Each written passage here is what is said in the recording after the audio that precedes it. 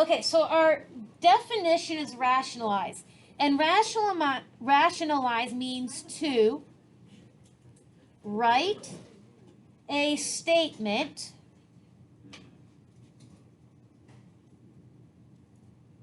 with no radical. Okay, and I'm going to put or I, because remember, I is like a radical in hiding. Okay, with no radical in the denominator. In the denominator. That's what rationalize means. It's a verb, it's an action, it means to do something. All right, so what we're going to do is we have one more conjugate vocab word. Okay, we're building up to the divide. All right, that's what we're building up to here.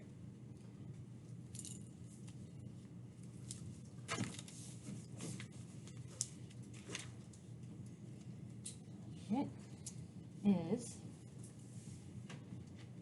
the imaginary part is opposite. Okay, so what do I mean when the imaginary part is opposite? It means that we have A plus BI. Okay, so I'm going to underline here. So the conjugate is this part right here. Okay, that's what I'm going to put. That's where I'm going to put the conjugate. And it says the imaginary part is opposite. Well, if I have A plus BI, the imaginary part being opposite changes the sign.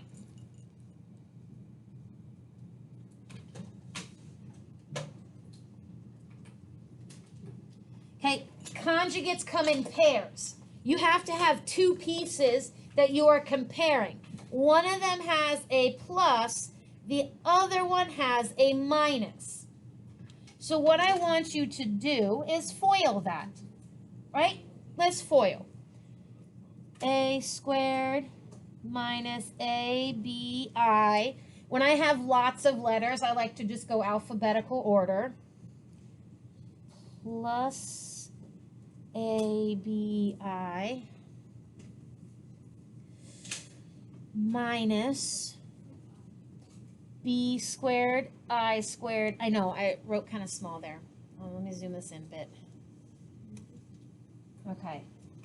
So I'm going to keep going. Notice that my like terms cancel out right there. Okay. So I've got A squared minus B squared, I squared. And, right, I've got a definition. I got to replace my I squared, right? So we get negative B squared times, so we get A squared plus B squared. Okay. Conjugates. So when the imaginary part is opposite, they always come in pairs because you need two things. Complex conjugates. There's two of them. They come together. When you multiply them together, you end up with no radical. There's no radical and there's no i's. Okay? So we're going to make a little conclusion here. Conjugates multiply to real number. They actually multiply to integers. Okay. That's no radicals. Look at that rationalized definition. It says to write a statement with no radical. When I multiply conjugates, I get an answer that is no radicals. So these two things sort of go together. All right, so let's do some examples as we build up. Okay. All I want you to do is multiply.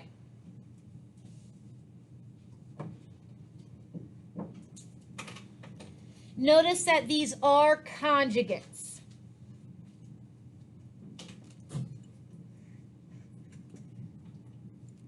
Just multiply.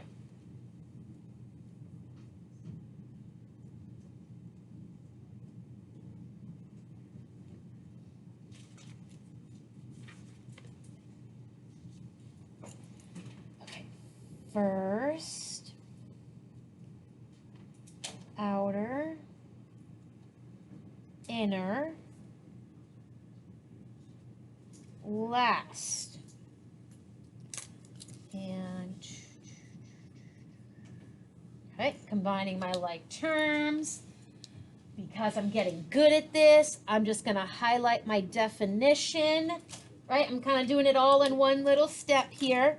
So I end up with 16 plus 25. So I get 41. These two things multiplied together gets 41. That's a positive integer. No i's, no radicals. Okay, let's try this one. Minus 3i times positive 3i. Notice that they're opposite signs. Okay, notice how there's no pluses or minuses. That means there's no distribution. You're just multiplying the two things together. Minus 9i squared means the only thing I have to do is that, right? Replace the I squared. So I get positive 9. No i's, no radicals. All right. It's gonna get trickier.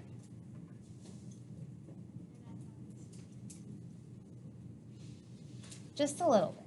You can, I have lots of faith.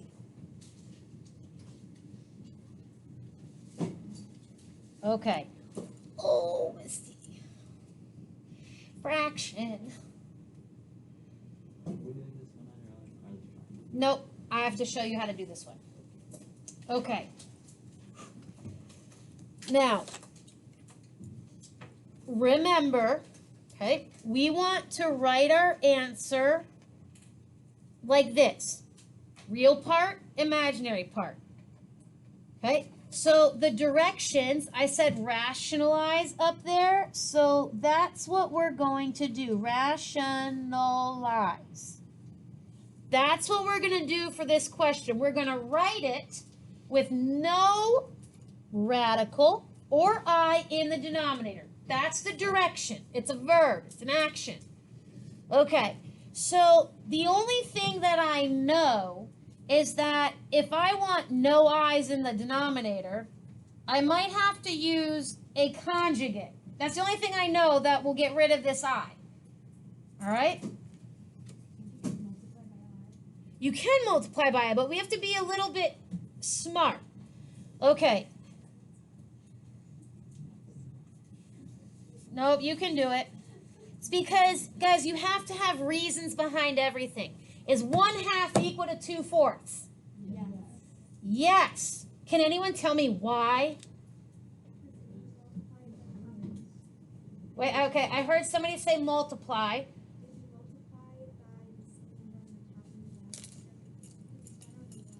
Aha!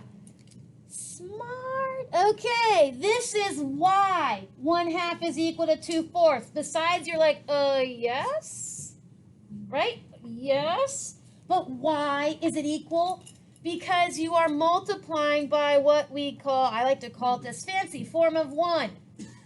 1 is the multiplicative identity, which means when you multiply by 1, you're getting the same thing. It just looks a little different. So 1/2 times 1 is 2/4.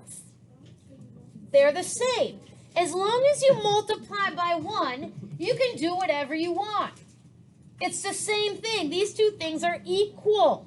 So really, when I say rationalize, I am rewriting this to be equal, but there will be no radical in the denominator. So, fancy form of 1. Except you get to pluck the conjugate out of your head and write it down. It's not given to you, it's in your head. It's minus 3i. Right, make sure you change the sign. Okay, the conjugate of the denominator is minus 3i because rationalize says get the I out of the denominator. Well, the only way I know how to get rid of an I is to multiply by the conjugate. Okay, so now let's multiply. We'll distribute the top and we'll multiply the bottom. Minus 6i plus 3i squared on the top over minus 9i squared. Now, before you get too carried away here, let's highlight our definition, right? And let's just get rid of the I squareds. Let's make it -1. And then we'll start combining anything that we see. So we have minus 6i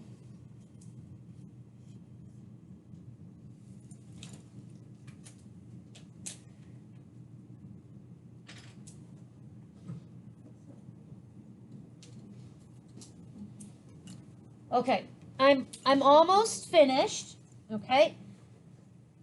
But I'm going to separate this. I'm going to put the minus 3 first because I want the real part first and the imaginary part second. And then I'm going to split this apart into 2 pieces because A plus BI, they are separate. And does anyone notice any potential reducing? Yeah.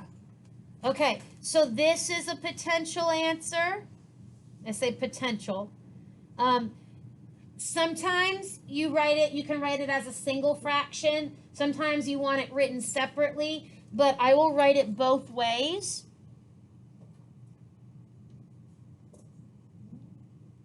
Right? This is together and this is separate. They are equal though. Okay. This is the tricky one. Okay? Notice how we used all those previous skills. We multiplied, we added, we subtracted, we replaced. Now I'm multiplying by the conjugate so that there's no I in the denominator. Yes. I what? So you just can't have an I in the denominator. Yeah, that's what the directions rationalize means. No I in the denominator. Wait, but there is no I in the denominator. Yeah. Oh, there is. No, there's not. There's no I in the denominator. That means we rationalized. So is that it? Yeah.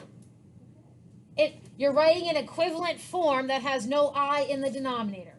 Because that's what that's what the word rationalize means.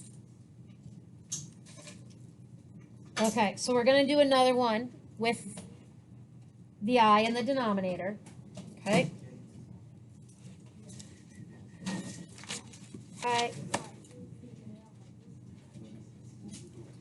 This is your last notes example, then we'll practice. Okay. 4 over 2 plus I. Okay. Our directions are rationalize. Wait, can you show us what would happen if you just multiplied by I? Yes, that's a great question. Okay, so I'll do it over here. because yeah, I don't want you to write this down, but when you have the fraction, there's grouping symbols that are implied around the numerator and the denominator. So if I multiply by I get 4i, 2i plus I squared, and so you kind of end up in this weird circle of, like, the I just switches places if you don't actually multiply by the conjugate. The conjugate is kind of like difference of squares pattern where the inner and the outer term cancel out. Yes. So the only reason why we multiply by the conjugate is to get rid of the I. Yes, that is the only reason we choose the conjugate, is so that I end up with a positive integer in the denominator instead of the I. And the conjugate is always what's on the bottom, like flip the sign. Yes, because we want the bottom to have no I. Right? Rationalize means no I in the denominator. That's what rationalize means. So when I pick my fancy form of 1 for the multiplicative identity, I always choose the conjugate of the denominator because that's the thing that needs to become the positive integer. All right. Can it not just be I? Just then It I? can't just be I because there's implied grouping symbols, and so you would have to distribute, and it would. Oh. Good question, because that's a common mistake. Wait, where'd the grouping symbols go? They're implied. With a fraction, it's because the fraction bar is the whole way, there are implied grouping symbols. Yes, Aiden.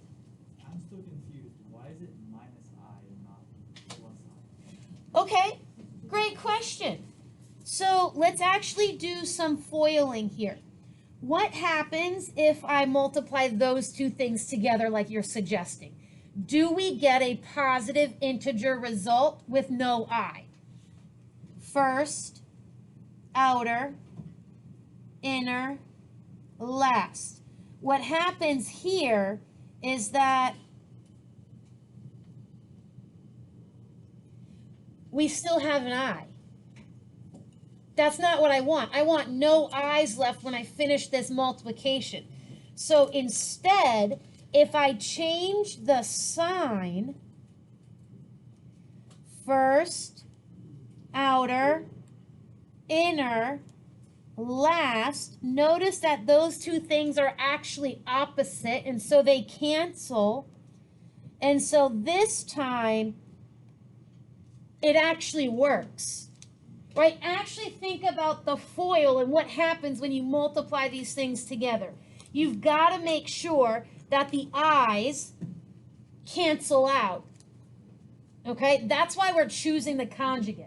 It's because the I's will cancel out when you do the FOIL. Those are great questions, guys, because those are all very common mistakes when doing these problems. Okay, so let's actually multiply. 8 minus 4i, first, outer, inner, last. If you get really good at foiling in your head, that's fine by me, right? I'm good with foiling in your head. Okay, combine up my like terms. I'm going to highlight my substitution thing. Okay, so we get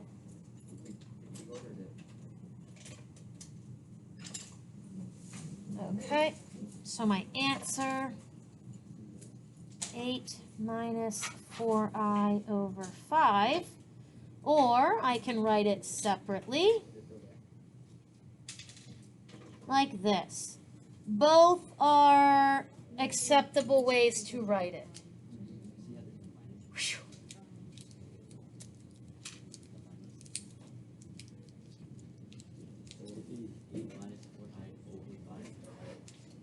These are both right. They're just different ways to write it. Would it like matter to them? Depends upon the format. If they say, what is the number in front of the I, you say 4 over 5. right? What's the real part? The real part is 8 over 5. The imaginary part is minus 4 over 5. Okay, guys. This is more of a geometric or graphical definition. Okay? So we're going to draw a little box, actually. Okay, we're just going to draw a little cross here. And we are going to label the graph the real, okay, real axes and the imaginary axes. Right? We're going to put just one tick mark. That's all you're going to put. Wait, so imaginary is the vertical one? Yes. And so we're going to put 4 points on this graph. All right?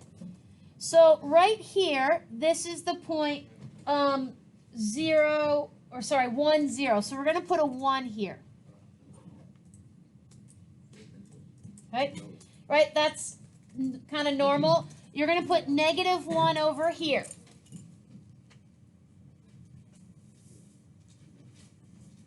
Now, instead of putting a 1 here, you're going to put an I. Right? Because instead of count, it's the imaginary axis, so it's 1I. And down here, you're going to put -I. This is a graphical definition of I. So all I did is I put it on the axes. That's it. And so notice this is I to the first power. Okay? So over here, we're going to write I squared, I cubed, I to the 4th. And so now we're looking at powers of I. Now we already know that I squared is equal to -1 because we got that. Now I'm not gonna write root -1. I'm just gonna write I here, and then I'm gonna write -1. Yes. Yes. Here's another one. There's probably. Okay. Because I write in pen. All right. This is kind of the fun part. Now, how do you, okay, in order to get from 1 to I, you multiply by I, right? Yeah? Okay. How do you get from I to I squared? You multiply by I.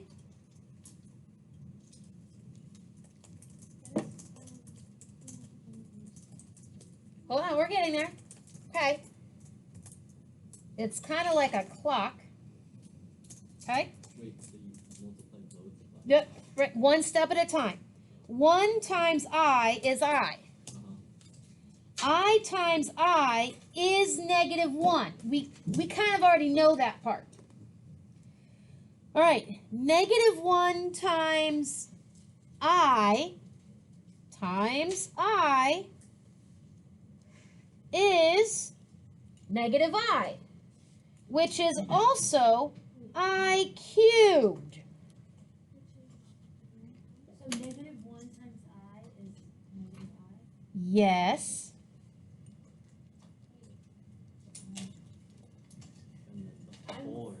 That's right. I'm gonna write it again. Don't worry. What is -I? -I is 1. -I is just -I. Okay. Multiply by I again puts you back at 1. So I to the 4th is 1. This is called a cyclical pattern. It's a cycle. Okay, I'm going to draw the cycle again so that you have a chance to see it. All right, so here, I'll do it like this. Okay, I'm just going to draw the same pattern again. So I have this. Now 1, I, -1, -I. Okay, when you multiply by I, 1 times I is I. So this is I to the 1st. When you multiply by I again, you get I squared, right? Because you're multiplying by I. When I multiply by I again, I get I cubed, which is actually negative I. When I multiply by I again, I get I to the fourth, which is 1. So would that sequence just repeating? Does it just, yes, it just repeats. Okay, so if I multiply by I again, that is I to the 5th, which is just I. It all kind of reduces down to one of these numbers. You can kind of think of I as a 90-degree rotation. I, 90 degrees. Another I. Another, right? Every time you multiply by I, it's kind of like a rotation on those axes. Okay, so here is our pattern, right? Okay, so if I say I to the 5th, okay, think of those exponent rules, guys. I to the 4th times I to the 1st. I to the 4th is a good one to pull out because it's just 1. So this leaves you with I. It's a cycle pattern. Okay, so if I do I to the 6th, that's I to the 4th and I squared. Okay. -1. All right, so I can start here. This is the 0 power, or I can start with 1 at the top. 0, 1, 2, 3, 4, 5, 6. 6. Okay, notice here. Okay, that's I squared. Okay, and notice that this one, I to the 4th, is 1. So as I'm sort of trying to break this down, I notice that the 4th is 1, and so that leaves me with -1. Okay, so if I do I to the 7, that's I to the 4th times I cubed. Okay, I to the 4th comes out as 1, I cubed, negative I. So you're trying to figure out how it reduces to, okay? So I could kind of highlight all of these. This is your definition. Notice that all of our answers are reducing to either I or 1 plus or minus. Those are your only choices. I or 1 plus or minus. Standard form does not have powers of I. Yes. So you just take the second one, basically. Yes, because I to the 4th always reduces to 1. Okay, so this is just 1. All right. You always want to try to use an I to the 4th. Yes, you always want to break out the I to the 4th because that's the one that is 1. Yes. What if it's more than I to the 8? Ooh, good question. Okay, give me a number between 50 and 100. 67. Okay, here we go. Can you guys? I need multiples of 4 here. What's a 16. multiple of 4 that's close to 67? 64. 64. Okay. Get as close as you can, guys. Think of your multiples. Maybe you go with 40.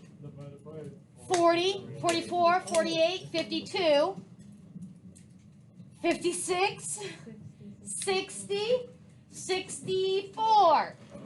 Find a multiple of 4 that is close.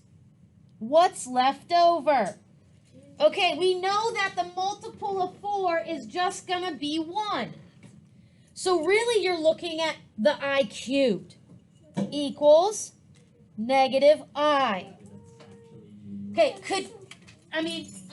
right? Efficiency versus counting. 1, 2, 3, 4, 5, 6, 7, 8, 9, 10, 11, 12. Okay, 16, 20, 24, 28, 32, 36. 40. Okay, I could go to 80 and I could count backwards. 76, 72, 68, 60. It doesn't matter how you get there, but you've got to find the multiples that get you close. Question. Why did you put a little circle between the two eyes? Does that mean multiplication? Oh, yeah, that's just multiplication. Yes. But if you're multiplying it, So this is 1 times negative I, which is negative I. So I reduced the power to one of these. but aren't you adding to like? Okay, you add exponents, but you multiply the bases. If it's just a multiple for, always just be Okay, here we go. Give me a number between 200 and 300. 237. Ooh, I like 237. All right, guys. Is 100 a multiple of 4? Yes. Okay, so is 200 a multiple of 4? Yes.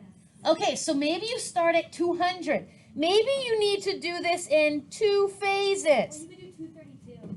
Yes, okay, yes, 236. yes, Now, right, can you think of it in multiple steps? You're like, okay, I know 200 because, it's got the 0 there. All right, so then you're like, oh, 37. Oh, boom, 36. 1 left over. What's the remainder? Okay, so as I'm breaking this down, I'm like, maybe I go 236 and I to the first. Okay, so I know that this one is the 1 because it's the multiple of 4.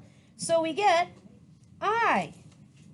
I'm not counting a 236 on we call this an I clock because a clock implies a rotation and a cycle.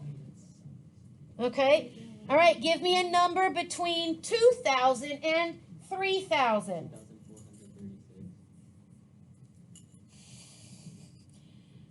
Give me a digit between 0 and 9 that's not a multiple of 4. I'll go 5. Okay, guys. What's your multiple of 4? Is 1,000 a multiple of 4? Yes. Okay, so 1,000, 2,000. What about 400? Yes. Okay, so this breaks down to 2,400. Yeah. Break it down until you get to the easy part, which is those 2 digits there. 36. So, okay, 36 backwards 1 to get to 35. Okay, so I, 2, 4, 3, 2, I cubed is negative I. Right? You're just trying to reduce this into multiples of 4 and then count what's left over. You want to go a little bit high or a little bit low? That's up to you. All right. Awesome.